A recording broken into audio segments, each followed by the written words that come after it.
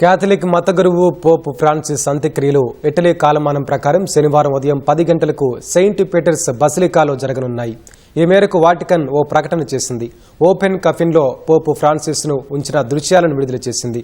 Roman Catholic చర్చికు పోప్గా బాధ్యతలు చేపట్టిన తొలి లాటిన్ అమెరికన్ అయిన ఫ్రాన్సిస్ నిన్న మధ్యాహ్నం 1:35 కన్నుమూసినట్లు వాటికన్ ప్రకటించింది.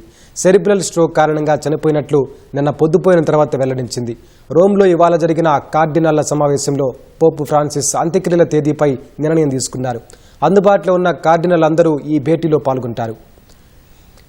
ఈ కార్యక్రమంలో పోప్ ఫ్రాన్సిస్ పార్థివ దేహాన్ని సెయింట్ పీటర్స్ బసిలికాకు ప్రజల సందర్శనార్థం ఎప్పుడు తరలించాలనే విషయమై నిర్ణయం తీసుకున్నారు. వాస్తవానికి బుధవారం ఉదయం నాటికి పోప్ భౌతిక కాయం అక్కడికి చేరుకునే అవకాశం ఉందని నిన్న వాటికన్ వర్గాలు వెల్లడించాయి. 9 రోజుల పాటు సంతాప దినాలు పాటిస్తున్నారు. సాధారణంగా పోప్ అంత్యక్రియలు ఆయన మృతి చెందిన నాటి నుంచి 4 లేదా 6వ రోజు పూర్తి చేయాల్సి ఉంది. ఈ క్రమంలోనే శనివారం అంత్యక్రియలు జరపాలని కార్డినల్ల సమావేశం నిర్ణయం తీసుకున్నారు.